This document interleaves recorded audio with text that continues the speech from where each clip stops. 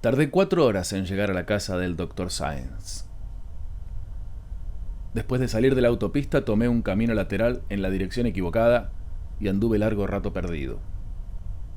Había trabajado con él 2 años atrás, cuando aparecieron los primeros casos de la enfermedad. Ahora el mismo Dr. Sáenz, que había recorrido el país para conocer los casos y trazar la más completa descripción del mal, estaba enfermo. Aún no se sabía cómo se producía el contagio. La casa mostraba esos ligeros signos de deterioro que aislados son insignificantes, pero reunidos conducen a la ruina. A pesar de haberlo tratado casi diariamente, no sabía nada de su vida. Sáenz era uno de esos científicos que dejan en claro, apenas uno los conoce, que su verdadera identidad está puesta en el trabajo. Había olvidado cargar combustible y el tanque estaba casi vacío cuando me detuve frente a la casa. En una de las ventanas del segundo piso se asomó una muchacha. Aún antes de haberla mirado detenidamente, supe que era hermosa. Tenía esa clase de aura que se impone inclusive a la lejanía y a la distracción. Llevaba un anticuado vestido azul. No me abrió la puerta la muchacha como hubiera deseado, sino la esposa del médico. Recordé haberla visto en algún congreso, pero ella no se acordaba de mí. Como algunos periodistas se habían acercado a la casa, mostró reservas para hacerme pasar y solo aceptó cuando hablé del trabajo que habíamos hecho en común con su marido. Me hizo sentar en un sillón y me sirvió un café en un pocillo que tenía una rajadura. Pensé que quería examinarme antes de permitirme ver al enfermo, pero en realidad solo tenía necesidad de hablar. Conversamos de conocidos comunes y de las ventajas de vivir en la zona, todavía libre de edificaciones. Cuanto más tratábamos de ignorar la enfermedad, más invadía la conversación. Y aún los comentarios triviales parecían metáforas del mal. Le pregunté cómo estaba su marido, si había mejorías. Ninguna. Con cada cosa que aparece, él se debilita más y más. ¿Son objetos reconocibles? Casi siempre, sí. Algunos parecen a medio terminar. ¿Inanimados? La mujer vaciló. Quería responder otra cosa, pero dijo: sí, siempre. ¿Otro café? Fuimos a un cuarto apartado de la casa. La mujer golpeó antes de entrar y dijo mi nombre. Se oyó una voz débil. Aún así, la voz sonó embestida de poder. Sáenz estaba consumido. Los brazos, con las venas marcadas, mostraban señales de pinchazos inútiles. Tenía los ojos clavados en el cielo raso. Al principio no distinguí nada. Parecía hiedra o telaraña. Después vi los objetos envueltos en hilos repulsivos. Una tijera, una fotografía de gente sin rostro, una rosa que crecía hacia abajo. Había muchas otras cosas sin terminar. En general los objetos eran más chicos que los originales. También invadían la alfombra. Caminé con cuidado para no pisarlos. ¿Es una visita social o profesional? Hace tiempo que no sé cuál es la diferencia. ¿Le hicieron un pronóstico? Puedo sobrevivir 3 meses. La nueva droga que estábamos probando fracasó. Reduce la formación de objetos, pero no mejora al paciente. Provoca extrañas malformaciones. Las cosas se materializan gastadas, rotas.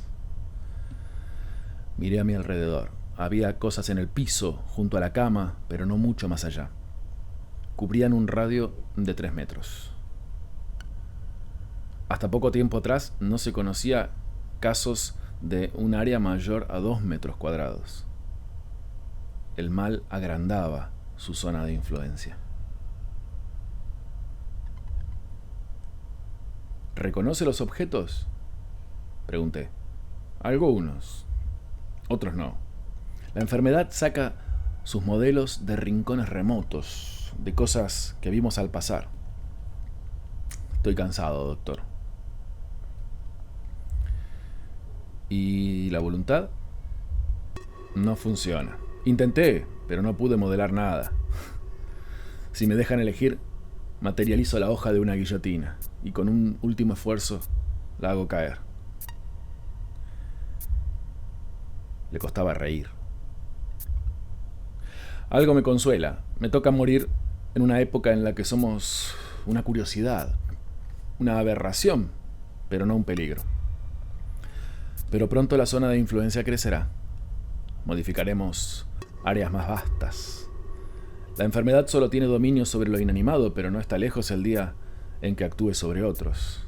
Usted mismo, ahí sentado, tratando de disimular la piedad, podría sufrir una transformación. Entonces, tendrán que deshacerse de los contagiados. Al primer síntoma, una ejecución.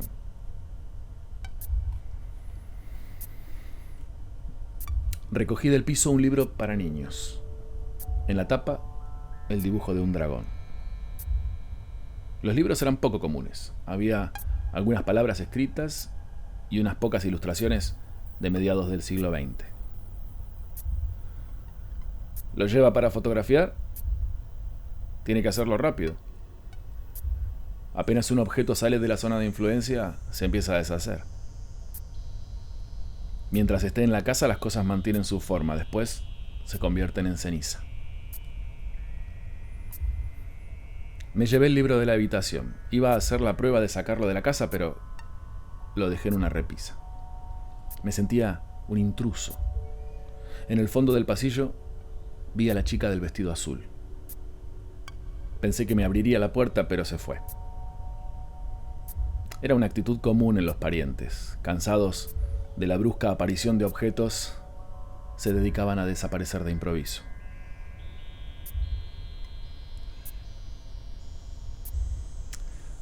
Durante los meses siguientes visité a Sainz cada 15 días. Él quería que yo hiciera un seguimiento exhaustivo de la enfermedad. El hecho de saber que en la casa estaba la muchacha, y no solo el horrible proceso de destrucción, aligeraba mis visitas. A veces la veía en la ventana, otras en el fondo de la sala, frente a una taza de té que se enfriaba, siempre con su vestido azul. Alguna vez le hablé a Sainz de su hija, pero no le dio importancia. La enfermedad era su único tema. En junio, Sainz entró en agonía y su esposa me llamó al hospital para pedirme que fuera rápido.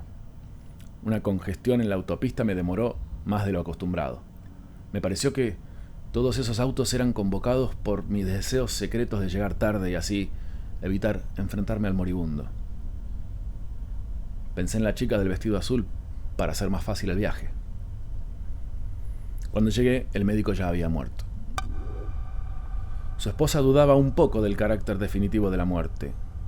No por dolor ni por sorpresa, sino porque la enfermedad la había acostumbrado a tal punto a la extrañeza que la resurrección le hubiera parecido un milagro trivial. Me hizo pasar al cuarto del fondo. No quedaba ningún objeto, se habían convertido en cenizas, que ahora se extendían sobre la cama y el cuerpo. Con la muerte del dios, las cosas creadas se apagaban. Solo la mano derecha había quedado fuera de la capa gris, crispada en un gesto que parecía una orden. Abrí las ventanas.